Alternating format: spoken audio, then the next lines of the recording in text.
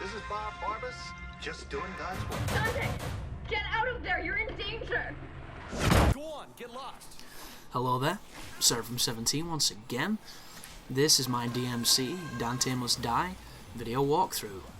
This is the second part to Overturn, and we're fighting a Rage and a Witch. And you could literally be fighting a tree and the Witch would make it a pain in the ass because she's just that kind of enemy. And the lack of lock-on can make it frustrating, but you've just got to kind of grit your teeth and bear with it. My strategy for getting through her shield is to grab those projectiles and punch them back at her with Eric's. It will stun her. The shield generally takes about 3 of the swords, sometimes it can take more, sometimes less depending on if you've been attacking it or anything.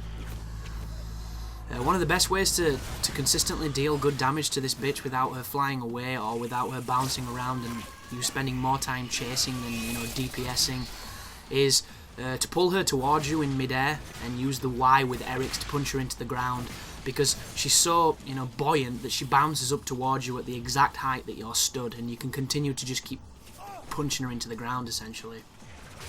But this is without 3 rages just then, and what I'm going to do is I'm going to exploit the camera to pacify them, and then I'm going to throw the charged Aquila attack. I then use the combo to draw them in, to try and get them all hit by that charge move. You don't have to kill all of them, you just have to thin the numbers so that they're not quite as intimidating, because 3 of these things attacking you at once is bad news. Whenever they do the crazy critter hair projectile thing, if you hit them with anything, it stops them from doing it.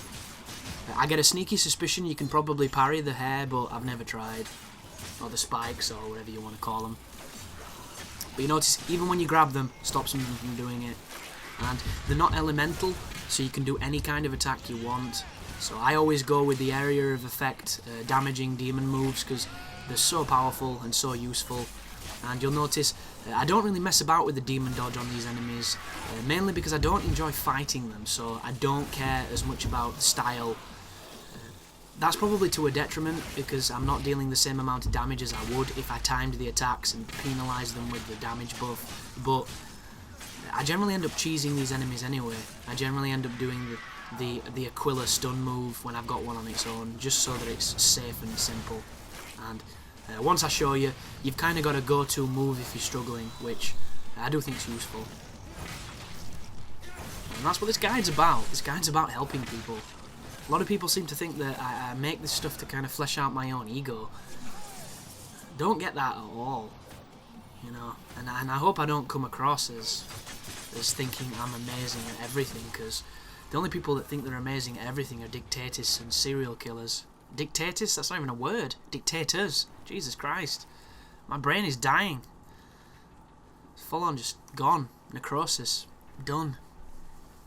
But this is probably going to be the last video I'll commentate in this session, and I'm going to bed, because I've just need to get some cognitive function back. It's ridiculous.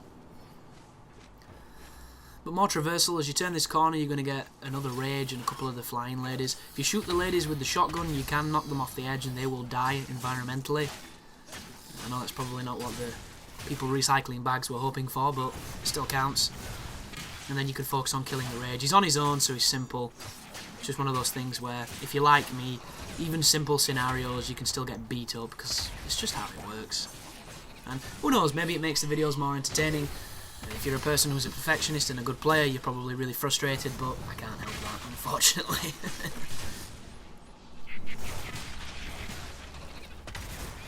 But I'm currently playing on Heaven and Hell difficulty, and as per usual it says exactly what it is. It's easy, silly, and liberating.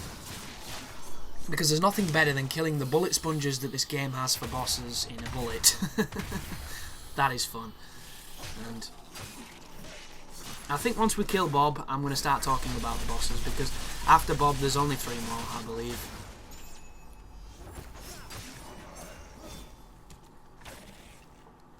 Because I just don't get it. I really don't. Boss fights, if anything, could be viewed as lazy, I think. Because all you're doing is creating a single large character in a single zone, and you're making him take, a ridiculous amount of damage compared to the lesser minions you've been fighting. So if anything, it's a time stop. It's an artificial way of extending how long the game is. And I just so happen to love that mechanic, I really do, and I don't know if it's anything to do with, you know, the games I grew up playing, or... I don't know what it is. I love bosses, I really do, but I like good bosses, and I was severely disappointed with the bosses on this game. Even though you can parry them, which is great, and it's cool, because it rewards both skill and timing with massive damage, just like the crab. Anybody's seen that ridiculous meme? But this is a dangerous fight. This guy has 2 rages and a witch. It's bad news. It's really bad news. And the developers know exactly what they're doing with this, because the witch just changes everything. She's not necessarily all that special. It's just the fact that she's constantly being an asshole, just all the time. If she's not buffing them, she's firing those stupid swords that seem to follow you. Bloody swords are revealing bullshit. And it's just one of those things, like, you take your eye off her for a moment and she punishes you, and that probably sounds like a fantastic thing because it teaches you to pay more attention, but it just becomes frustrating when you're trying to chase her and you can't catch her and you can't turn the camera fast enough, and then when you do, you try and grab her and you grab the wrong thing. And I don't want to sound too negative with you know, the lack of lock-on, but I think it's probably the biggest offence this game does. Like, everybody's complaining about what Dante looks like. Fuck Dante, lock-on, man. And there is a costume where Dante gets white hair, if you're wondering. It looks terrible, because all they've done is palette swapped his hair, and you can see the fucking geometry through it, and it looks terrible. It really does. There's a joke at the start of the game, which I saw somebody put up on YouTube as an Easter egg, and got like 20,000 views off it, which is essentially 7 seconds of a cutscene you see in the first 5 minutes of the game. That dude's a businessman. He knows what he's doing. And that hair looks better than the twatty costume you unlock. And I was about to open a packet and start eating because my body's telling me I'm hungry, but I can't do that on mic because is there anything more annoying than somebody eating on a commentary? I don't get that. Why not just wait 5 minutes and then eat in between? Are people really that hungry? Have we got to this point where we have to constantly be guerrilla eating just in case for a single second we're hungry for whatever reason? I like to think we've evolved since those days. But this is just, you know, whenever you're on the last rage, it's time to pull out all your fancy different combos and, you know, buffering techniques, which I wish the Arbiter had a buff. And what I mean by buffing on this game, I don't mean like Dark Souls or anything like that, or like an RPG where you necessarily get stronger. A buffering is what I should say. It's a different word. Buffering is... It's like the Trillion Stabs, essentially. It's the moves that where you can put in a bunch of inputs during the animation of it, which will then lead into the next move.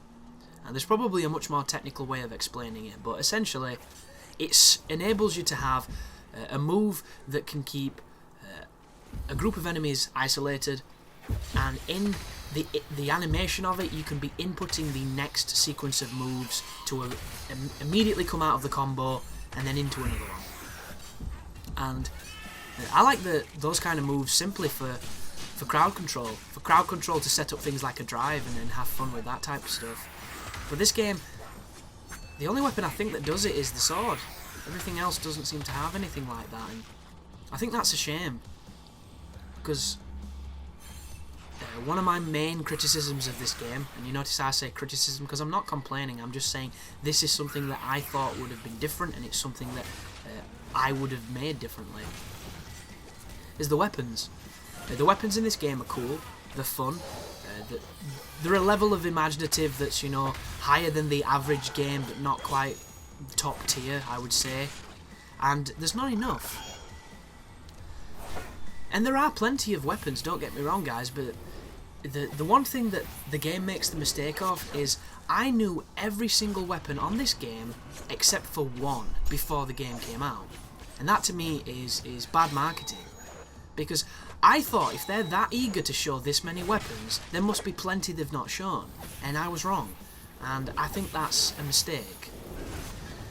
And lots of games do this, guys. This is not, you know, Ninja Theory's fault. This is not Devilmaycry's fault. Gears of War is the biggest criminal for this. Like, they show you all the fancy new stuff, and then you play the game, and that's everything. Like, the sequel to Gears, I think it added 2 weapons to a game that had 4 weapons or something silly. It's unbelievable how minimalist they got away with that shit. I don't know how it worked. But luckily enough, the weapons they did have were fantastic, and they kind of had that rock, scissors, paper mentality of this counters that one counters this one, and, you know, just thank heavens they had the mechanics to back it up, because they sure as shit did not have, you know, the wealth of content. But this game deserved more weapons, and I was thinking the other day of, you know, what I would have done, what kind of concepts I would have added to add these kind of weapons, and I thought maybe have a deal breaker weapon, like a chaos weapon, you know, one that's not neither angel nor demon, one that's in between, like a purgatory weapon. And I thought, how would I implement that? Well, down on the D-pad is not assigned to anything, so that could be switched between this middle grounds weapon, and instead of holding left or right trigger, hold both of them. That could be a potential idea for an extra 2 weapons, which would add that, you know, next measurement of depth. But then I thought holding both triggers is kind of unnatural and awkward when it comes to playing, so that's probably a bad idea. So I simplified it. Why not have 2 alternatives to Rebellion, where down switches between your standard weapon, and instead of pressing Y to do Rebellion without a trigger held, you had different weapons. I mean, look at the concept arts. There's like 70 different swords they designed. And you use the same one throughout the entire game that doesn't change at all, and if I'm completely honest, looks like a bag of shit. Really don't like that sword, especially the hilt. The hilt makes no sense. It looks like, you know, it looks like ancient aliens theories trying to tell us that it's a roadmap to the stars. That's what the hilt looks like. And I'm not a particular massive fan of Aliens, I just love that show because it's ridiculous, and I love people going, it's aliens all the time, when it's probably not. But thank you for watching anyhow, and you take care now.